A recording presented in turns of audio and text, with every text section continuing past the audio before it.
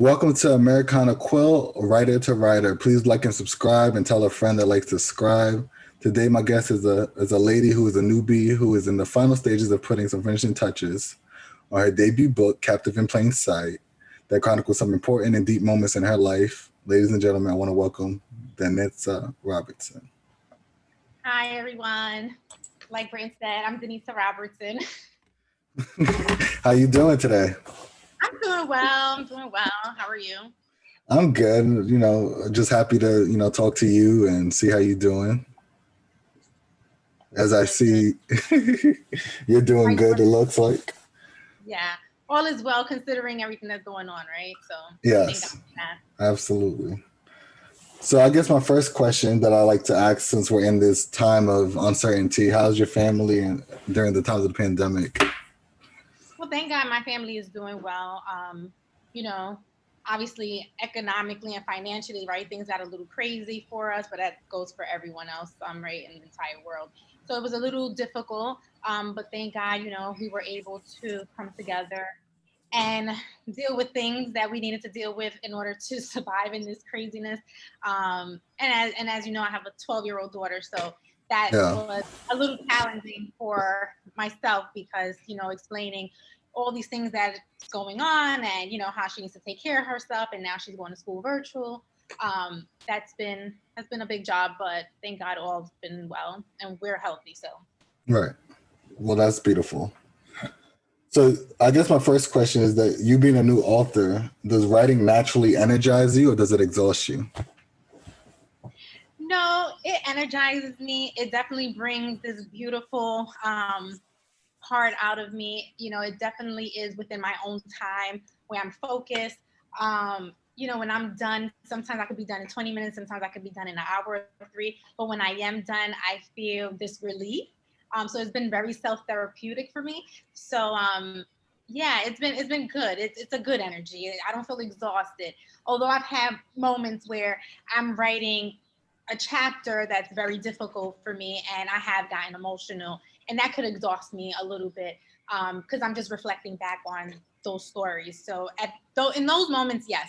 But overall, I definitely feel like a butterfly and I feel free and great. And so it's a good feeling. So definitely it brings me peace and good energy. That's great. What do you like to do when you're not writing? Like, what is your process, I guess, before you even start writing? So normally, for some reason, I just wake up in the morning and I get inspired of just thoughts that go through my mind in the morning. I'm not this totally religious person, but I do have a great relationship with God. So in the mornings, I pray every morning. And depending on my day, I just get inspired by something. And it brings me to wanting to start to write.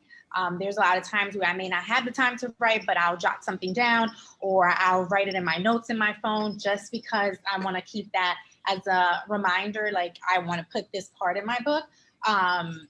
But definitely, in the mornings, I'm inspired to write. It's just something that comes to me naturally. Yeah, I think the morning time is perfect for like those early downloads of just a clear thought before your day gets distracted with just natural life. And there, there's like moments of uniqueness that you can always add into a book or a conversation that you might have thought about from a childhood time or something like that. Yeah, so there's definitely times as well where I may not have the time in the morning to write or in the afternoon because I might be working or I'm focusing on my daughter's studies or just something. But I definitely try to at night to go back, right, and rejuvenate those thoughts. And so it could be a day or it could be two, but as long as I have it in my notes, it just reminds me to go back to that. And there's times where I want to go back to sleep and just have a natural day to sleep, but I just have these thoughts in my mind that I just get up in the middle of the night and I can't sleep, and so I'll start writing. Everybody's process is a little different. This is my first time literally writing, so I'm learning as I go through my process. Right. No, yeah, it takes a while to know what your process is because everything's for the first time. So I can totally understand that. Yeah.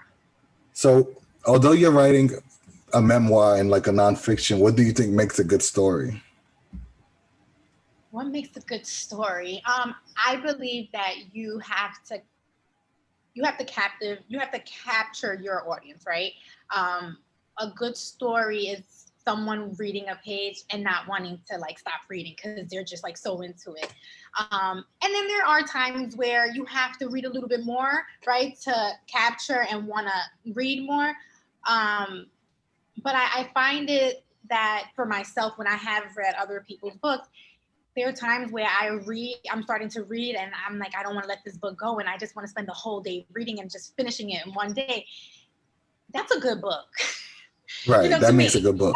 No, book. absolutely. Unless I literally have to stop reading because there's a million things going on and I have to prioritize. It's a beautiful thing to be able to read a book and just be captive and just want to finish it and just so interested and want to know what's more, what happens, and just all these little details, because you're hungry to want to know. And it's just it's a good feeling as a reader for myself that I find myself doing that. You want to have a book that's always trying to make you want to turn the next page. So no, yeah, I feel the same way. And that's how I try to write, is to make sure that the person wants to at least get to the next chapter. If I could get them to get to every chapter to the time they finish the book and they feel like they didn't even spend that much time, I feel like that's my success, is if you can get them to do that. So. Right. Yeah, it's super important. You want to be able to go through a book and just feel it, and just, when you're reading, for me, a lot of times I'm very visual, so I just visualize things. And if you get my attention where I can visually see these scenes happening, then you just got my attention and I just want to finish it. But again, everyone is different, right? And so, everyone, everyone gets certain things differently than others. I would hope and think that maybe the majority would probably say the same, that once you start reading the flow of things, you don't want to let a book go if it's really good. Right. And I think reading is probably the most important toolbox for a writer. Like, you just have to read. There's no other ways around it. It's like, you can't say you're a writer and you don't read books. No matter what the book is, I just think it just helps your process. It's like a weird thing. I don't know how. It just is what it is, where you have to read to write better. Yeah, and I will mention that I am guilty of having some audiobooks. So, no. There's nothing wrong with that either. But like, it's just something about your mind working those things out somehow with it.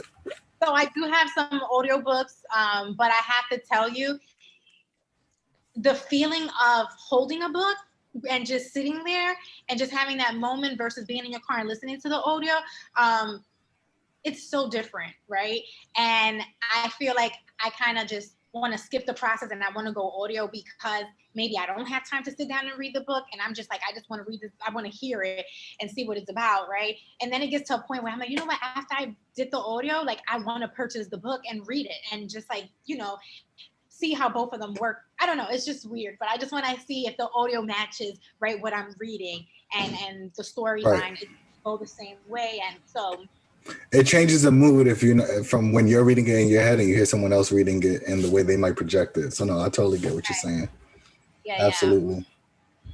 So with you saying about books, what's the last book you might have read that's fiction? And then give me one book that you might have read or listened to that's nonfiction. Oh, you got me there. And I say that only because I've been working so hard on my book, and I have been having challenges on it. A lot of it has been emotional because my storyline starts with me being the age of 12. My daughter turned 12 this year, and so it's been very difficult for me to focus and read a book when I really should be working on myself and working on my book, right? There is this one book. Let me just take your time. Absolutely. Quickly, because I just want to. I didn't read the book entirely, but I was reading it, and it was really interesting. You may have heard of it. It's called Big Magic. No. It's about creative living beyond fear, and it has to do with a female that started her process through writing. So I started reading it, and it was just like mind blowing, and it was great. It's a great book, and it has a lot. I don't know. As a female, right? I feel like I could relate to her in some ways as a writer because she was a first-time writer as well. So that has been one of the books that I'm in the middle of. And then my other book that I've been in the middle of is by Wayne W. Dyer, and it's called the Your Eronian Zones. That's interesting. I never heard of that. That's it's been out for quite some time. It's Right. more of personal growth, and how to focus on yourself, and how to say that sometimes it's okay to be selfish when you think about yourself and going through a process, whatever it is, financially, work, family, relationship, anything. It's really about a process that you're going through in regards to just putting yourself first. And it's okay to say that, you like eating good things, that you like good things, that you want the best, because you're just putting that out in the energy, and that just brings good, that just brings good energy to you. So that's those are the two that I've been working on. I haven't finished them, but I'm working. No, that's super dope though.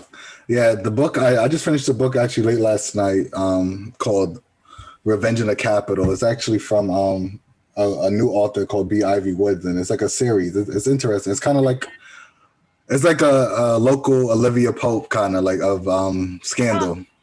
I think that's the name of the show. So yeah, it's kind of like got that vibe to me, and it's like romance. So it's something different that I don't normally read, but it's something that I would recommend to those that are into like those type of books, that are into like kind of thinking. It's cute. It's not overly dramatizing romance, but it's good. It's a good read for anybody. So that's fiction. I have to look into it. Yeah, and then I'm also listening to an audiobook from Stephen King about like his writing process and like different things like that. So that's interesting, since I'm trying to get into like writing crime books. So like seeing his thought process and stuff. So it's pretty cool. Yeah, that's good.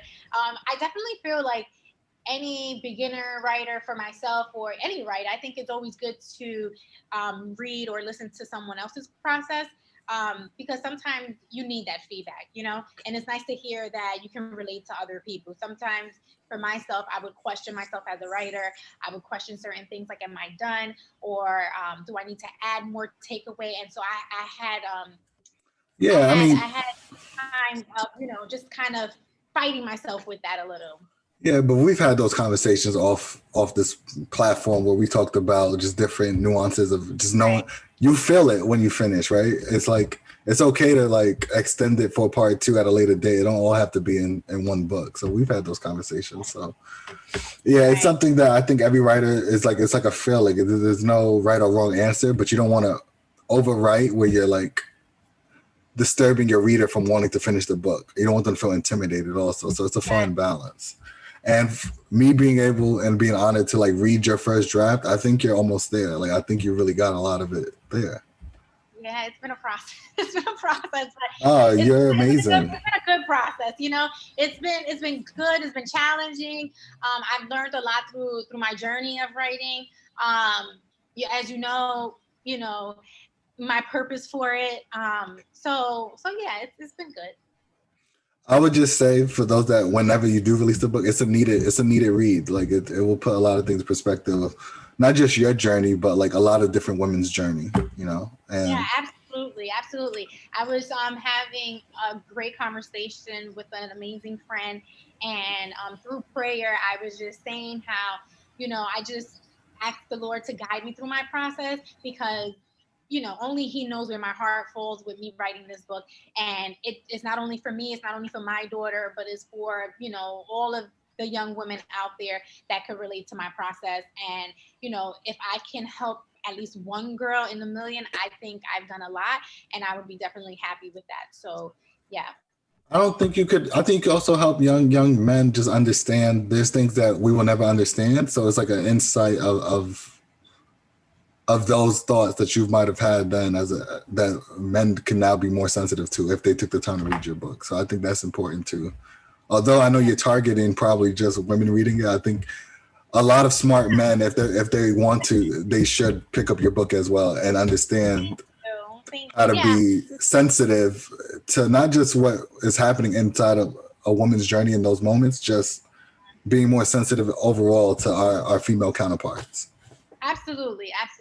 You know me, I'm definitely a feminist, and I find it that it's beautiful to hear men that look into another, a woman's story, or is interested, and remember they came from a woman, and if they have Right. daughters, they have nieces, it's very interesting, and I definitely respect those that are interested, because they can benefit. I feel like anyone can benefit from this book, even young men, because I Right. find that although I'm writing about a story, my story, as a female, there are young men that went through the same experience and haven't spoken about it, so. Or they might have loved ones that maybe never expressed it, and maybe this will help them have insight of some emotions that might be there that they don't understand why. And I guess that's my thing. It's like it will help men to understand how to be a little bit more sensitive if they don't understand why some things are the way they are. I'll leave it at that, just in general, because everyone's story is different. But I think me reading your draft made me understand the dynamic of what a woman will go through that I won't understand because I'm not a woman, right? So it's like, same way no one can tell me how it feels to be black. It's like I can't tell someone how to be a woman, kind of thing, Yeah. So it's like it's something not to be debated. It's more of just to learn and understand, so you can help each other become whole, I guess, in a way. It's the way I guess I could word it. Yeah. And I think you did that with the book, from what I've read. And I think you're more done than you think, but we'll talk about that off air. Yeah. So do you believe in writer's block? Because I have a theory that it's not writer's block. It's like maybe a lack of inspiration. I think anyone can sit down to write. You might not just like what you've written down. How do you feel about that? I would have to agree with you. I feel like I feel like everyone just has a moment, and you just go with the flow of how you're feeling. Yeah. We all are going through a process. It could be fiction, nonfiction, but when you're going through the process of writing, I think everyone just has a moment that's different, but somewhat the same, if that makes any sense. Yeah, I think it's all about how do we get to our finish lines, right? But it's more of, I don't know. I feel like if you're in the mode, you could write a book in 3 months and have at least a first draft, and you'll feel confident of where you're at. Mm-hmm. Excuse me. But then there's also moments of where you just don't feel like writing because you might be exhausted from what you wrote, of the emotions that it might have taken you to write what you put down.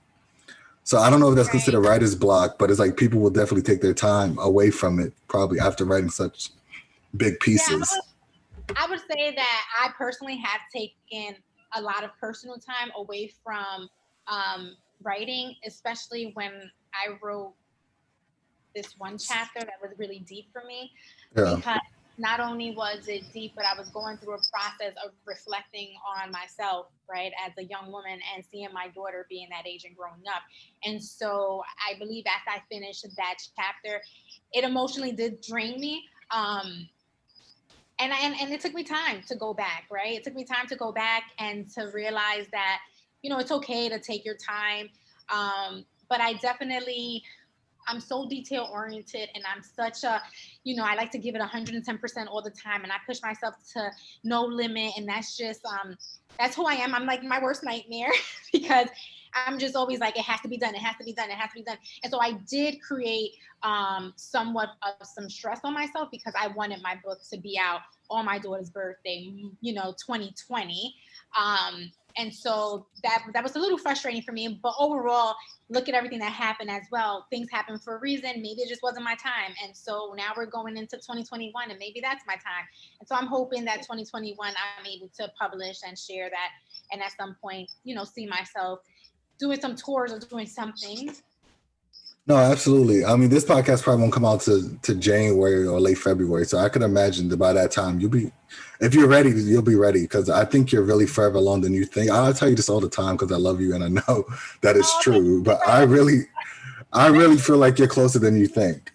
So yeah, I mean, and I thank you so much, because to be honest with you, you're the first person that, besides my family, I was so intimate with in regards to sharing, right, my book, because that to me is like my other child. My book is like my baby. And so, right. I appreciate, all your help and everything that you did with me through my process. I think we even got on the phone at times and I got emotional and started crying with you. But, you know, it was a beautiful experience. And I definitely don't take that for granted. And I appreciate you for that. No, I say that to say that, like, sometimes as writers, we overthink the process of just letting it all out and see where it falls, right? So it's like, when I'm hearing you talking, I think you think there's a lot more that you have to do. And I feel like that can overwhelm a new writer. And I don't want you to feel overwhelmed. I want you to enjoy the process. So I guess that's what I'm telling you. I think you're further along than you think, since I've known what you've already put down on paper. And so I already know where you're at. And it's like, you're more further along than you think once you go back to revisit. But I know you got a lot going on as far as just navigating the shores of the pandemic, your family. So yeah, I definitely promised myself that I was going to try not to stress so much, and that definitely, naturally, I'm like, by the end of December, it needs to be done. You know, I am putting somewhat of some pressure on myself because I have to believe in myself and know that I'm good and this is good and it's finished. And you just have to, you got to let it go. It's like, you know, taking your kid to pre-K the first day. You got to just walk away and, you know, just like turn your back. And so I feel like I have to just like give it in and just like, okay, I'm done. And just, you know, it's going to be good. There's a purpose for that and all will go well. No, yeah. And I think you're there already. I mean, we'll talk after this, but like, I really think you're really there. I just want to make sure I give you that encouragement, because I know how it is when you're overthinking things, because you want it to be as great as possible, because it's your first introduction to the world and you can't get that introduction back. So you want to make sure you did your best with, no matter what anybody tells you, you can stand on it. So I understand. Yeah, I mean, you know, as a female, you know, I feel the need to, right, be on a certain level as a mother, as a Latina. You know, it's a lot, you know, it's a lot that comes with it. And I just want to be able to not prove, but I just want to be able to not meet certain standards, but I don't know how to explain it. I just want to be able to show, right? You want to reach the expectation you see for yourself and then some. Yeah. I get it. Yeah, I get it. Of course. I mean, I'm here as a female, as a Latina, and I want to be able, you know, to introduce something where other young girls, you know, look at me and say, hey, you know, I'm probably capable of doing this as well. Or she gave me enough, you know, information and energy and inspired me to want to do better for myself. And maybe I can write too. And so I just want to be able to give something back. And so again, as a mother and as a female and as a writer, I just want to give something back. No, absolutely. So during your writing process, is there music you listen to? Like, is that part of your writing process? Like, do you make a playlist? Because I noticed some people do that. I've did that once or twice, and it's helpful, but I don't know if I've like purposely did it and like saying this is the playlist for me to write to, kind of thing. And so I have to tell you that when I do start listening to music, when I'm writing, I have to listen to a song I don't know the lyrics to and let it just play. A lot of times I do find myself listening to jazz. I think it's kind of soothing for me. I love R&B, but when I'm writing, I find myself wanting just to listen to instrumentals. But again, it has to, even with jazz, right? It has to be a song that I don't know, because if I know the beat to it, I'm like bopping to it. So I have to like not do that. So it has to be a playlist that I definitely don't know the lyrics to, because I'm just listening to the tone and a vibe. And so while I'm writing, I just want to focus. It kind of like, I think that helps me too, especially music that I don't know. And it has to be a certain BPM. It can't be too fast, too slow. It has to be at a certain pace that keeps me on my writing pace. It's to keep me focused. It's not to distract me, kind of, if I am listening to music. So no, I get that. I mean, I don't know about you, but I definitely find myself drinking a little glass of wine too. When I'm no, absolutely. No, yeah. I feel like when I'm in that zone, like I feel like I'm in that zone. So it's like, okay, I'm the type to have a glass of wine and just relax and let it flow. And so with the music and the wine and just letting things flow, it's good. At times I find myself wanting to go down to the beach. I mean, as you know, I've been living in Puerto Rico, and so I live close to the beach. So there's times where I just take my laptop and I'm just downstairs at the beach just to myself and writing. I will tell you that a lot of my writing, and most of it, has been on the beach versus being at home or in a closed area. Right. So that's probably your new writing process, right? You got to be somewhere tropical. It don't work for you nowhere else. Well, no, I would hope not, because I look forward to writing more. And guess what? I might not have that, right? So I don't take that for granted at all. Right. And I definitely take it in, and it's a beautiful thing. Yeah, I mean, I think, but that's important to know. Okay, I write more here, though, right? You gotta, those are mental notes for yourself, so maybe it's not necessarily the beach, but maybe it's the fresh air you need before you start writing. Maybe you need those 10 to 15 minutes of fresh air. For me, it's like good conversations and socializing, not all the time, but just once a month helps new conversations flow for new dialogue in a book. It's the little things that you'd be surprised. The more you write, the more you'll take out of things of like helping you just with your own process. So yeah. So yeah, wine is a big one. Me, you know me, I love me some rum and coke. So that gets it done for me when it comes to writing too. And which, by the way, this is not vodka. This is just water. No. Of course. Not a big drinker anyway, but at times I like to have a glass of wine. No, yeah, I think it just helps something with the chemicals in the brain to just relax it and just flow, especially when it comes to being creative. Yeah. So I guess another question is, what's the best vacations you've taken, and does that help you think of writing, like when you're on vacations and like in different places? For maybe not this book, but maybe in a later book, you might like, this is a scene or something that I would want to write about. Is like this location that I'm at right now. I will tell you, when I went to Spain, that was a few years ago. My thought process has been of me wanting to write, not about Spain or not about my vacation there, but just the idea and maybe the energy of that moment. Yeah. It was just beautiful. It was beautiful. It was fun. It was beautiful. And the people were nice. It's just that the vibe and the energy was definitely a place where kind of had me think a lot of wanting to write. I mean, I actually went to Spain. When I went to Spain before I started writing. I knew I always wanted to write, but I went there before I started writing my book. And when I was there, I didn't think about anything to put in my book now. That was always like a creative moment of writing something, right? That's why sometimes, although I question myself and say, am I actually a real writer? I question myself because there's just so many times where I go through a process and I'm like, oh, this would be a great book, or I should write this down. And I can ask you, as a writer, is that something that happens to you at times where you think about like, oh, this would be a great book, and the place or whatever it is, and you want to write another book? Yeah, I just got I call them downloads. I feel like it's like spirit when you're in just a moment and they just come to you. I try to write it down, and if it sticks with me where it's like, I gotta write that book one day, then I know it's a book that I need to work on eventually. Okay.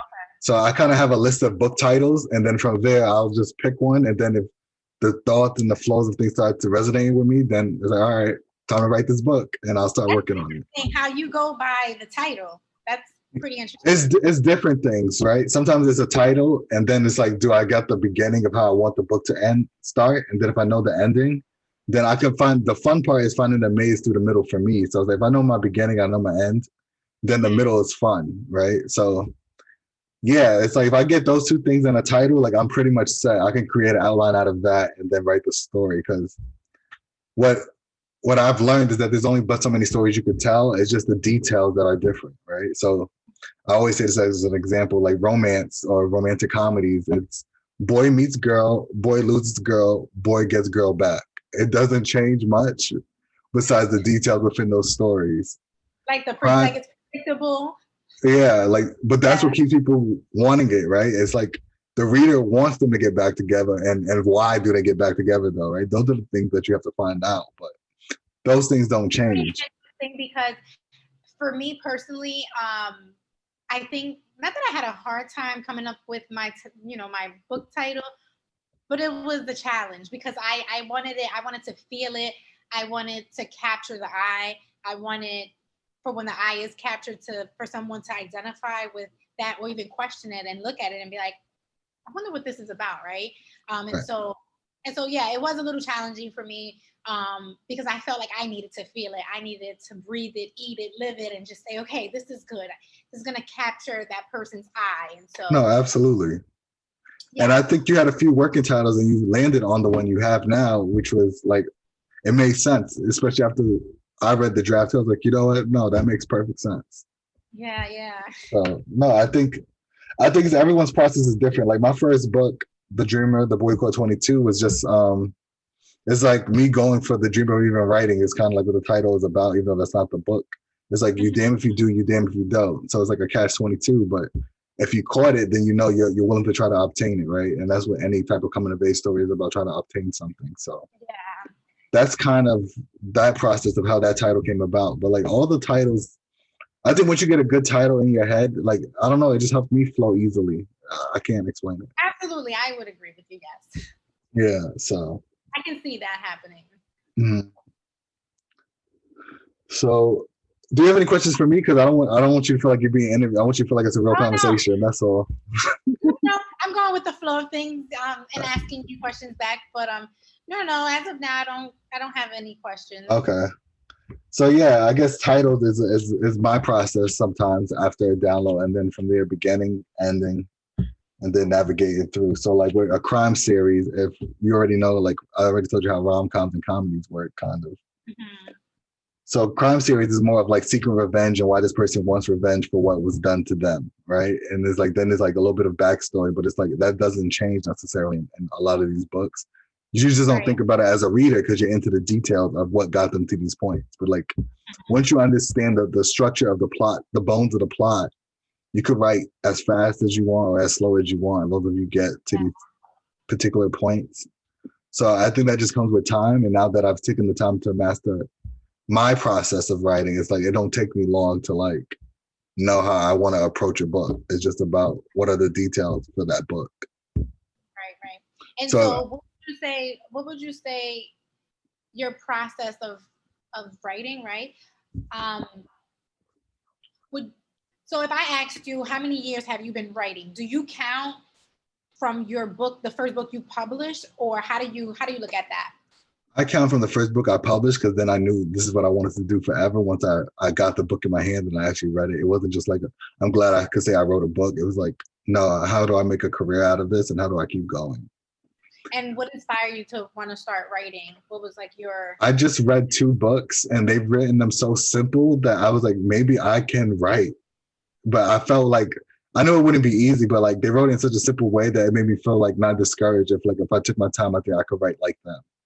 And those 2 books was Paulo Coelho's The Alchemist and Tuesdays with Morrie with Mitch album. They were written in such a simple way, but with like deep topics. It's like, that's the way to write, I think, for anyone, if you want to reach your audience, right? It's not discouraging if you write it simple, because even the newspapers that are considered the most astounding in the world is written only to about an 8th grade reading level. So it's like, I don't have to overwrite to let people know about these deep topics. And when I realized that, is when I took the time to really practice writing and trying to figure out what would be like my flow and things of that nature. And then I just kept on doing it until I kept on repeating the process until I felt comfortable calling myself an author. So that's pretty much it. When you published your first book, was that something that, were you trying to, did you want an adult audience to look at that and be interested in your book, or was it versatile, young and older? What was the kind of audience you were trying to focus to bring in? I was trying to do young adult, in the fact that I write for anyone to want to read it, but I don't want you to feel like it's a child's book, even though it might feel like that because of how easy you read through it. It might feel like a child's book, but like I wanted to have deep roots of real issues going on, and no matter the circumstances. So I would say it's written for young adults, but it's for anyone that is into like those type of stories of captivating thought and deep provoking things to move you forward in your life, like deep moral compass stories, I guess, for the most part. Okay, interesting. Yeah, I don't know. Did that answer your question? I hope I did. No, it did, because I found myself when I was writing through my process, and my daughter knows that I'm writing, she's always like, oh, when can I read your book? And I'm like, well, I think it'll be appropriate, maybe like, right, maybe you're like 17. Ideally, I started thinking of it, and not only is it just for adults, right, but I would love for it to be in a library where there are high school students, right? Because it's something that I think I think they're mature at that time. You know what I'm saying? So I think it was, for me, I was just questioning, like, you know, where do I want this book, and who am I trying to reach, and this and that. And so as much as I would love to reach a 12-year-old, unfortunately that may not happen. And I think that I think it's just more appropriate for someone high school and up to probably read. And that's been my... I mean, there's so many mature young people out here now that reads all different type of books. You'd be surprised what they get their hands on. But as long as you know you wrote it with the intent to help, I don't think it should matter what the age is, right? It's like, what's the topic? Now, the topics are very mature in your book. So yeah, maybe 16, 17, but yeah, I think your style is like the right style. It's like whenever they're ready to pick it up, they'll be ready. They can read it and understand what you're trying to tell them. Yeah, and I think that's more important than anything. Yeah, my girlfriend is like, listen, I think that once they can start reading, they should read it, because either they can relate, be aware, or they can educate themselves. Right. She's like, if they can read, they should read. But it might be one of those books that a parent would give their kid, like, listen, it's a little mature, but like, I need you to read this, and we'll have a conversation after you read it. You know, like, I never had those conversations with my parents of certain important topics. But like, they never gave me a book to read either, and I probably wouldn't, just because I would think they're trying to give me work, right? But it's like, it depends on the kid. Yeah, we know our children. Yeah. So it depends. Yeah. Let me see some other questions I have for you. I hope you're having a good time. I am. This is actually my first podcast. So although I was really nervous, I was also looking forward to it. It gives me good energy, right? And it helps me focus more on, right, reaching the end of the tunnel. So yeah, it's good. I'm glad that we're able to sit down and have this together. I'm glad too, then.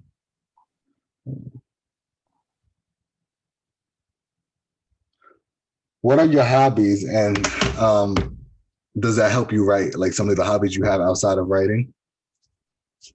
Yeah, my hobbies. So I will have to say that since I moved to Puerto Rico with my daughter Taylor, my hobbies are really to wake up in the morning, take her to school, and walk on the beach.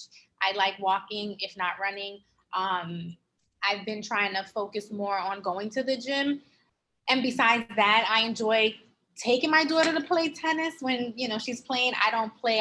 I can pretend I can play, but I don't really play. I find myself that I do have to pick up other hobbies to do with her as well.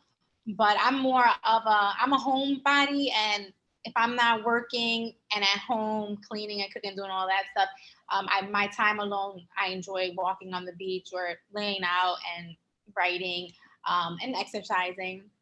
Right. What age was it when you thought you wanted to write, even though you might not have started writing? Although I do love to travel, that's definitely a hobby. Right. Traveling still. It can be, but like, it's all dependent on how you budget, right? I used to feel like everything was so expensive because I grew up not feeling like I didn't have, but it's like, if you budget and if you figure it out, there's ways for you to travel, and it doesn't have to hurt your day-to-day living, right? It's just dependent on how you balance those things. And that's what I have to tell myself to get out of that screwed up mental psyche of it's never enough. It's like, no, if you plan it, it's a possibility you can do those things. So no, I understand though. Yeah, absolutely. So like, what I guess my last question before we got into your travel and hobbies of traveling and different things is, what age did you know that you wanted to like write? Was it like adulthood? Was it like in childhood you kind of had an idea like maybe one day I could write a book because you maybe were studious of reading different books? No, as a young girl, I never thought that I would want to write. I think I had somewhat of some insecurities and fears. I think what really drove me to writing was when I became a mother. Okay. My daughter has inspired me beyond so many different obstacles, and you know, she's just an amazing kid. And when I became a mother, I decided that I wanted to share this story, right? And that I wanted to start writing. And even if I didn't share it publicly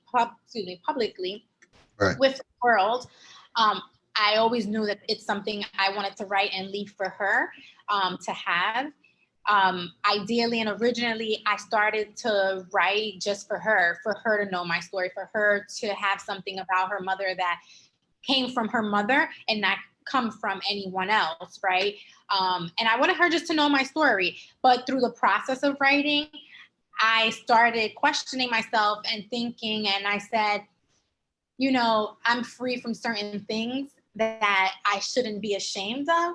And this will definitely help, you know, not only my daughter, but it'll help other young girls and boys and, you know, even adult women or men that went through something or could relate. And so my daughter was definitely the reason why I started to write and my inspiration of wanting to write. No, that's beautiful. And they always say, what I'm learning from Stephen King, the audible book the audio book that I told you I was listening to. He says you're always writing for at least one or two people in your life, whether you realize it or not. My two people, I would have to say, is probably my mom and my wife. So I could imagine that you're writing for your daughter, right? And you want her to be impressed with your story. So it's like that's probably somebody you keep in the back of your mind. So it makes sense that you have somebody initially that you want to write for, and if it's good enough for them, then it's probably good enough for the world. Yeah. I mean, naturally, that was the purpose. But through my process of writing, I decided that this just can't be for her, right? That this can be for everyone else as well. And I will tell you, like, I've had like these moments and these, I don't want to say deja vu, but I've had these Eureka moments. yeah. I've had these moments of, honestly, the only person that I need an approval for through my process of writing and my book is my daughter. And at times I would say, how would she feel after she reads this? You know, I questioned that so many times about myself. But then I had like this moment where I already saw myself, right, standing in front of an audience and sharing, you know, maybe a page of my book with an audience, you know, and my daughter standing there and being proud of her mom and not being ashamed and being proud of the fact that her mom is there to help others and that her mom inspires her, right? So I've had those moments, and it just confirms and reminds me that is the reason why I started to write. So it brings me back, and it's a beautiful thing, and I love being Taylor's mom, and she may not know now. Get a little emotional, but she may not know now. That's all right. But at some point, you know, I can see my daughter, you know, going back and reading this and just being proud of, you know, what her mom, you know, was able to do. So. No, absolutely. And I feel like as long as you know who you're writing for, that's all that matters. Like it don't, you know, if it, whatever it does in sales, like that's just icing on the cake. But when you know that you wrote it from love and you wrote it for someone that you hope they enjoy, and when they finally tell you they do, that's all the confirmation you'll ever need, and it will keep you going every time you write. That's really how I feel. I used to say to myself, like, you know, if I make $1 off of this book, great. If I don't, I'm okay with that, you know. But then when I've shared like with you and my sisters, you know, my sister, she's definitely my older sister Jessica is definitely one of those people that she's a straight shooter. She's gonna let you know her thoughts.